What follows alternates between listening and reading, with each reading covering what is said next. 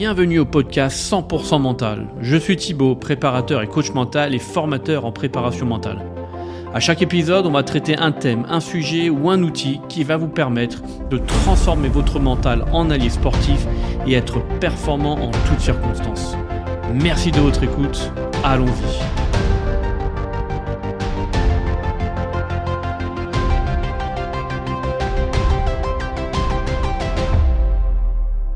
Bonjour à tous, bienvenue sur ce nouvel épisode de podcast sur la préparation mentale.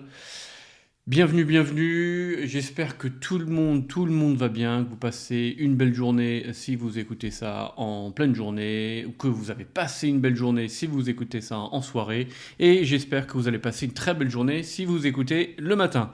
Voilà, j'ai fait le tour, je pense que j'ai tout dit. Aujourd'hui, donc le podcast, le thème, c'est la confiance en soi et l'estime de soi. On va voir la différence entre les deux, on va voir le lien qu'il y a entre les deux et en quoi ils sont hyper importants pour les sportifs, mais pas que. Mais comme on est dans la préparation mentale de sportifs, on va faire le parallèle, mais vous allez voir que ça s'applique à tout le monde. On va également voir deux manières différentes de voir un peu les choses, pour que ça puisse parler à tout le monde. On est parti. Donc la différence entre la confiance en soi et l'estime de soi, en deux mots, la confiance en soi, c'est faire, je suis capable de faire telle ou telle chose, et l'estime de soi, c'est être qui je suis, la valeur qu'on perçoit de soi. Pour rentrer un tout petit peu plus dans le détail, la confiance en soi, c'est être sûr de soi, se sentir capable de, s'en remettre à être en capacité à se remettre à ses compétences personnelles, se fier à soi-même et avoir, une grande croyance ou croire en ses capacités. Donc c'est vraiment me dire je suis capable de, je peux avancer. C'est un peu quelque part le carburant, on va dire, d'un moteur. Et l'estime de soi, justement, ça va être un peu plus le moteur, c'est être fier de soi, se sentir valeureux, d'être en capacité à avoir une auto-évaluation positive, bien entendu, une auto-appréciation, arriver à s'apprécier soi-même, et c'est la façon dont on se considère. L'exercice est très très très cliché, mais si vous vous regardez devant un miroir, c'est de décrire ce que vous voyez, et en général, quand on a une estime de soi très très élevée, la description sera positive, mais c'est d'être en capacité à s'auto-évaluer de façon la plus subjective. Donc c'est ce qu'on a fait dans le podcast précédent sur la connaissance de soi, d'arriver à donner ses forces et ses points d'amélioration sans problème, c'est-à-dire sans trop d'hésitation, et surtout d'être en accord avec cela. Avoir une bonne estime de soi, c'est être en capacité de se dire à tel endroit, tel item, telle capacité, je suis pas bon, il faut que je le travaille. Et ça va pas nous diminuer. Okay, donc c'est vraiment ça le côté avoir une estime de soi forte, se dire je peux être critique envers moi-même, mais c'est pas péjoratif, d'accord ? Si on est critique avec soi-même en disant je suis qu'une merde, etc., elle est pas bonne l'estime, hein, voilà. C'est pas bon du tout. Et au contraire, il faut arriver à dire là je suis bon à tel endroit et là je suis moins bon, mais c'est pas grave, ça veut pas dire que je suis une mauvaise personne, je suis un mauvais athlète, je vais le travailler. Et de toute façon, il faut aussi se dire qu'on n'est pas parfait, qu'on peut toujours progresser, mais qu'on n'atteindra jamais la perfection. C'est impossible d'atteindre la perfection. Bien entendu, l'estime de soi et la confiance en soi va aussi s'appliquer à des thèmes. Va s'appliquer à tout, mais elle va pas être la même en fonction des thèmes. Si on parle de sport, la confiance ou l'estime de soi va être à un certain niveau. Si on parle du côté éducation, comment on est au niveau scolarité, voilà, c'est ça le terme que je cherchais, la confiance et l'estime de soi sera peut-être différente, plus haute, plus basse, ou peut-être la même. Donc voilà, c'est comme on le sent. C'est normal que ça change, ça évolue pas au quotidien, mais très très régulièrement en fonction des situations. Ça évolue aussi en fonction de notre expérience, du vécu. Ça va évoluer aussi en fonction des sujets, etc., etc. Donc, je résume, la confiance en soi, c'est ce que je suis capable de faire, et l'estime de soi, c'est ce que je suis, qui je suis être. Donc c'est vraiment ça la différence entre les deux. Pourquoi je voulais aborder ce thème et uniquement ce thème-là, c'est qu'il y a beaucoup d'athlètes, et c'est un thème récurrent en fait, la confiance en soi. La confiance en soi, c'est un thème qui est utilisé au sens large à toutes les sauces. Et quand on va un peu plus en profondeur, eh ben on se rend compte que c'est pas forcément de la confiance en soi en règle générale, mais c'est de la confiance en soi sur un sujet très très précis. Alors que beaucoup de personnes utilisent ça vraiment au sens général. Et je trouve ça un peu péjoratif. C'est utilisé à toutes les sauces, j'ai pas confiance en moi, etc. Parce qu'on s'évalue aux autres, alors que la confiance et l'estime de soi, c'est pas une évaluation par rapport aux autres, c'est une évaluation par rapport à soi. Comment on se juge, comment on s'évalue par rapport à qui nous sommes actuellement et où est-ce qu'on veut être quelque part. Mais si on se compare aux autres, non, ça il faut surtout pas. Surtout pas se comparer aux autres.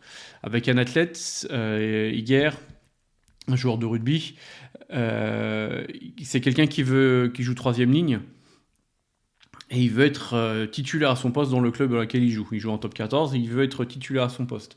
Il est troisième dans la hiérarchie. Donc ce qu'on a fait, ce que je lui ai demandé de faire, c'est faire une liste de tout ce qui caractérise quelles sont les compétences ou les capacités qu'un joueur à son poste doit maîtriser. Quelles sont les caractéristiques de son poste et ce qu'il doit maîtriser. Et ensuite, il doit donc il peut avoir une liste. En général, s'il a 3 items, c'est pas bon. Il faut, je pense qu'il en ait parce que c'est un poste qui comporte la touche, qui comporte la mêlée, qui comporte l'aspect défensif, offensif. Donc je pense qu'il faudrait et l'idée c'est qu'il décortique tout. Par exemple pour la touche, il y a le côté saut, donc il y a le côté physique, la détente, etc. Mais il y a aussi le côté anticipation. Il y a aussi le côté communication. Donc, vous voyez, pour une touche, il y a déjà 3-4 choses qui me viennent directement à l'esprit. Donc quand on est vraiment, vraiment dans le sport, je pense qu'il peut en trouver 5-6 facile. Et comme il y en aura 4, il peut facilement trouver 20 à 30 choses qu'il va devoir donc détailler. Et pour chacune d'elles, je lui ai demandé de me dire, de s'évaluer où est-ce qu'il en est. Pas par rapport aux autres, mais lui, est-ce qu'il sent que c'est acquis, qu'il maîtrise tel item est-ce que c'est en voie d'acquisition ou est-ce qu'il est largué? D'accord? Pas par rapport aux autres encore, mais par rapport à lui. Est-ce que lui, c'est maîtrisé? Ça veut dire qu'il n'est pas obligé de le surtravailler, qu'il est juste obligé de le développer. Donc ça, c'était important. Et encore une fois, il ne se juge pas par rapport aux autres, à ceux qui sont en haut de la hiérarchie, les 2 autres, mais par rapport à lui-même, voire par rapport à ce que lui demandent les coachs. Pourquoi pas? Ok, donc c'est vraiment une évaluation qu'on fait soi-même. Et ce que je demande à mes athlètes, ou même les étudiants avec qui je suis en cours, c'est quand j'ai donné les définitions et la différence entre estime de soi et confiance en soi, je leur demande de se mettre une petite note qui garde à l'esprit. Donc mettez-vous une note rapidement, gardez-la en tête, sinon vous reviendrez au podcast et vous pourrez faire pause et le noter plus en détail. Sinon, mettez-la en tête, une note de 0 à 10, 10 étant le plus élevé, sur votre confiance en soi et votre estime de soi. Donc en quoi c'est hyper important pour un sportif? C'est très simple, c'est que pour un sportif, avoir une bonne confiance en soi, une bonne estime de soi, ça lui permet d'avancer, ça permet au sportif d'avancer et de surmonter les difficultés. Quand on a des doutes, des échecs, on se dit ok, cet échec ne va pas me caractériser, ne va pas me définir. Je sais que je suis capable de, je l'ai prouvé dans le passé. Ce que je viens de subir, cet échec, blessure ou cette contre-performance, ça ne veut pas dire que je suis nul. C'est juste que je dois travailler plus. Vous voyez la différence d'état d'esprit d'un sportif de haut niveau, c'est ça. C'est le droit à l'échec, le droit d'avoir peur, le droit d'avoir des doutes, mais on continue à avancer. C'est pas grave. C'est pas parce que j'ai des doutes, des échecs que je suis une mauvaise personne, que je suis nul, que je dois tout remettre en cause. Non. Je continue à avancer et j'apprends de ces échecs, de ces doutes. Ça veut dire qu'il y a quelque chose qui n'est pas, peut-être qui n'est pas très clair. Soit les objectifs ne sont pas très très bien définis, ou les feedbacks, le débrief n'est pas assez bien fait pour pouvoir en tirer des leçons, etc. C'est pas forcément... avoir une bonne estime de soi, une bonne confiance en soi pour un sportif aussi, ce n'est pas forcément toujours baisser la tête en disant, comme je disais, je suis nul, mais c'est avoir cette réflexion. et de se dire si on échoue, c'est pas grave, j'ai le droit à l'erreur. Mais ce qui va être hyper important, c'est de tirer des leçons de cet échec ou de ces échecs, de ces doutes, etc. C'est comment dire, de dire que c'est pas grave et que ça va pas nous définir. Et j'ai ces petites anecdotes de mon fils qui a 6 ans et qui était en CP, et il avait un copain à lui qui avait une mauvaise note, je crois, une mauvaise évaluation, ils sont en CP, une mauvaise évaluation à l'école.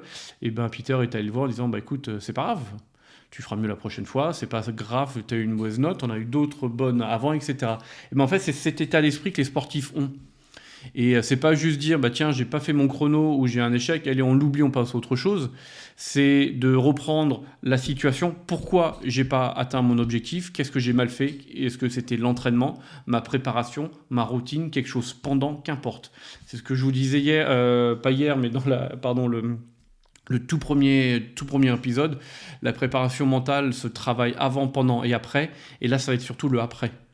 De débriefer ensemble avec le sportif ce qui s'est bien passé pour capitaliser, pour montrer qu'il y a une évolution, et essayer de tirer les bénéfices ou les leçons à en tirer des échecs. Donc il y a plusieurs, oui, il y a plein de méthodes pour travailler cette estime de soi et cette confiance en soi. Je vais vous en présenter 2. Il y en a une, la première, c'est tirée de la Bible de la préparation mentale, qui est la méthode Target. C'est une pyramide avec 3 étages. La base, c'est l'amour de soi, ensuite c'est la vision de soi, et la toute dernière, c'est la confiance en soi. La base, c'est les fondations, c'est l'amour de soi, c'est la nourriture affective, donc l'amour qu'on va recevoir, qu'on a reçu durant notre enfance, mais pas que, ça peut être aussi aujourd'hui, à l'heure actuelle, qui nous donne cet amour ou cette affection. Ça peut être la famille, ça peut être les amis, ça peut être les coachs, ça peut être les coéquipiers, qu'importe.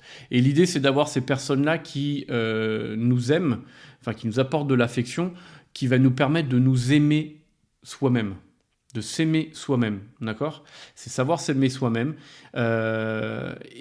C'est important de savoir qui sont les personnes qui nous donnent cette affection, donc de nommer et d'arriver à identifier qui ils sont, et surtout d'arriver à savoir d'identifier comment est-ce qu'ils nous donnent cet amour, cette nourriture affective, cette affection, cet amour. Chacun va le faire à sa manière, et c'est à nous de poser la question, est-ce que ça me suffit ou pas?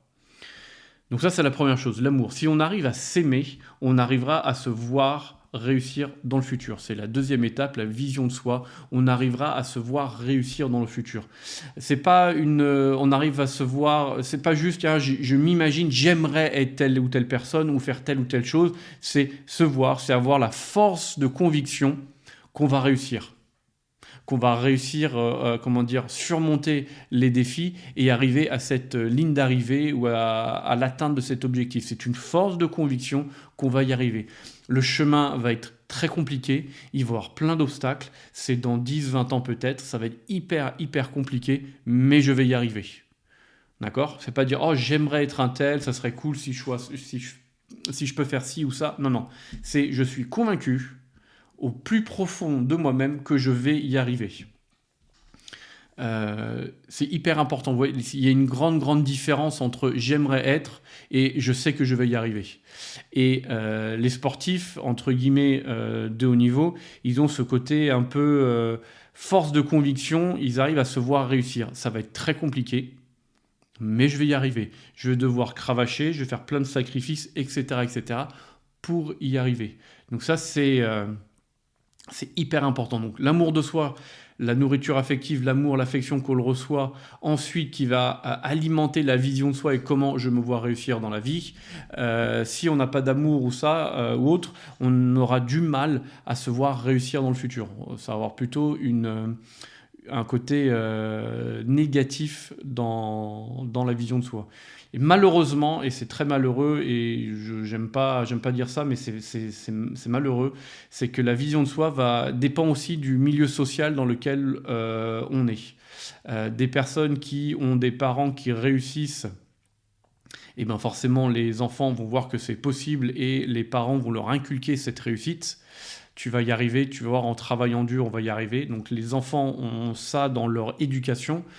Alors que dans un milieu social plus difficile, donc c'est très très malheureux de le dire, soit c'est l'endroit où on habite, tout ce qui est cité, etc.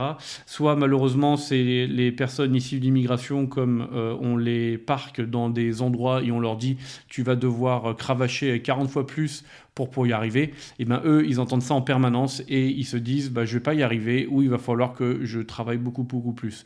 Donc il y a des personnes, quand ils entendent ça, bah, ils disent ça sert à rien, je vais pas y arriver, je vais faire autre chose et je vais être malheureux. Soit ils se disent je vais devoir travailler 3 fois plus, il n'y a pas de souci, je vais le faire et je vais montrer au monde entier que je vais y arriver. Donc la vision de soi dépend de notre environnement social, familial, et ça c'est hyper hyper important. Donc je ne vous demande pas, mais ça peut être effectivement quelque chose à faire, mais je ne vous demande pas tout de suite de fuguer et de déménager. Au contraire, hein, je ne dis pas ça, mais ça peut être faire lister qui sont vos potes en fait, qui est votre entourage et comment est-ce que cet entourage affecte ou quel impact il a sur votre vision de vous. Ça peut être intéressant. Vous pouvez être amené à choisir vos potes à la fin, pourquoi pas. Mais ouais, vous commencez à établir une liste en fait. Et c'est pas anodin comme exercice. Et la toute dernière, comme on a une amour de soi assez développée, on reçoit cette affection, on a un entourage qui nous a mis des bases assez solides, et comme on se voit réussir dans le futur, et ben en fait la confiance, elle est développée tout à fait naturellement. On n'a rien besoin de le faire. C'est la mise en action de tout ce qu'on vient de voir, parce que l'amour de soi et la vision de soi, c'est ce qu'on peut appeler l'estime de soi. Et la confiance en soi, ça va être le carburant qui va nous amener à aller de l'avant, à mettre tout cela, surtout à mettre cette vision de soi en application. Donc ça peut être pas mal. Donc ça, c'est la première méthode, la méthode Target, que vous pouvez retrouver sur Internet très très facilement. La toute dernière, celle que j'ai vue en coaching, c'est en 4 blocs. Il y a la sécurité de soi, le premier bloc. Le deuxième bloc, c'est la confiance en sa propre personne. Ensuite, le troisième, la confiance en ses compétences. Et la quatrième, la confiance sociale ou relationnelle. Ça rejoint énormément l'intelligence émotionnelle qu'on verra dans un autre épisode. Donc la sécurité intérieure, c'est je suis aimé. Je sais que c'est un peu la nourriture affective, c'est un peu des synonymes, mais c'est je suis aimé. J'arrive à me dire que je suis aimé et que je suis quelqu'un de bien. Donc voilà, c'est un peu ça, et tout ça, bien sûr, vient de notre entourage, de notre enfance, de notre passé. La confiance en sa propre personne, je sais ce que je veux. Ça peut être des personnes qui ont de l'ambition, mais qui savent exactement ce qu'ils veulent et comment y arriver. Ça se voit, par exemple, je sais ce que je veux et je sais que j'ai le droit de l'avoir parce qu'on m'a laissé l'exprimer. On m'a dit que c'était bien, on m'a pas coupé la parole, on m'a pas engueulé, on m'a dit que c'était bien, qu'on peut y aller, même si c'était compliqué. On m'a jamais dit tu vas pas y arriver, ça ne sert à rien. Donc j'ai confiance en qui je suis et je sais ce que je veux. Confiance en ses compétences, je sais que je peux. Ça, c'est hyper, hyper important. Même si c'est compliqué, je sais que je peux y arriver. Pourquoi ? Parce que j'ai les compétences, j'ai la personnalité, j'ai les qualités pour y arriver. Parce que j'ai expérimenté aussi. Il y a beaucoup de parents et de grands-parents qui, dès qu'un enfant va faire quelque chose qui peut être un tout petit peu dangereux, ça peut être interprété comme ça, et ben on dit ah non, fais pas ci, fais pas ça, tu vas te faire mal. En fait, on n'en sait rien s'il va se faire mal. Ce sont les parents et les grands-parents qui projettent leur propre peur en disant ah, s'il fait mal, il va pleurer, il peut avoir telle ou telle conséquence. Très bien. Mais nous, on a fait nos propres expériences, il faut laisser les enfants faire les leurs. Bon, sauf si c'est ultra, ultra dangereux, mais on peut les accompagner de manière sécurisée, mais autonome, pour qu'ils puissent faire leurs propres expériences, expérimentations, et là, ils apprendront soit ils se diront, tiens, là, c'était un peu dangereux, je me suis fait peur. Et même un bébé de 2 ans ou 3 ans, il comprendra la peur et ils se diront, tiens, là, je ferai différemment. Soit je demande l'aide, soit je me tiens, je ferai différemment parce que là, j'ai eu peur. Ou là, oh, waouh, j'ai réussi, je peux continuer. Et c'est ça qu'il faut amener à faire, à savoir que je peux à travers les expériences. Et les premières expériences qu'on a en tant qu'enfant, c'est soit la nounou, la crèche, mais surtout la maternelle. Parce qu'il y a vraiment une séparation avec l'adulte. Donc on commence un peu à s'affranchir aussi dans la cour de récré, dans la classe, etc. Donc on sait qu'on peut. D'accord? C'est faire ses propres expériences. Et le tout dernier, c'est confiance sociale ou relationnelle. C'est je sais que je peux contribuer, que je peux apporter de l'aide et que je peux aider mon prochain, entre guillemets, je peux travailler dans un groupe. Le côté sentiment d'appartenance. Avoir sa place dans le monde, dans la société, dans la famille, etc. Je peux apporter quelque chose. Donc, en fait, cette confiance, elle va toujours circuler dans ces 4 items que je vous rappelle qui sont sécurité intérieure, confiance en sa propre personne, confiance en ses compétences et confiance sociale ou relationnelle. Et voilà, c'est un peu un cercle vertueux, ça va de l'un à l'autre et ça revient en permanence.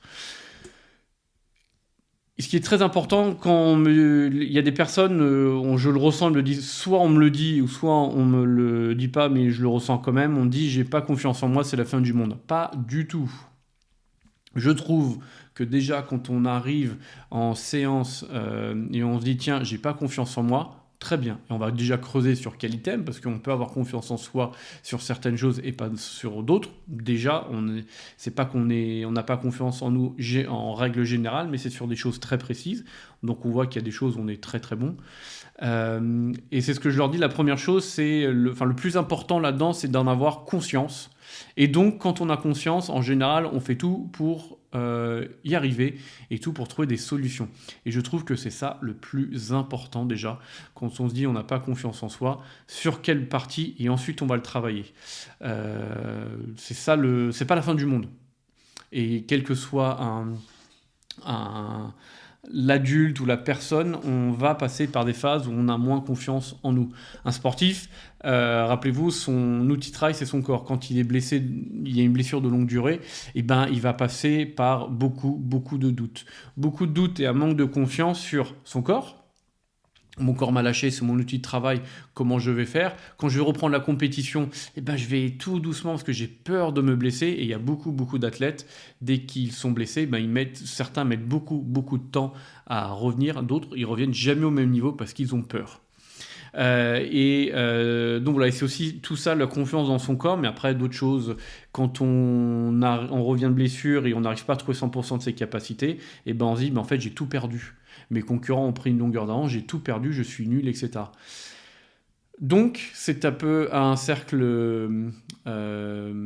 négatif, un cercle vicieux, si on reste là-dedans. C'est pour ça que le côté psychologue, thérapie ou même préparateur mental peut être intéressant là-dessus, pour l'aider à ce que cette personne relève la tête et on peut regarder en arrière, de se dire, avant la blessure, regarde ce que tu étais capable de faire.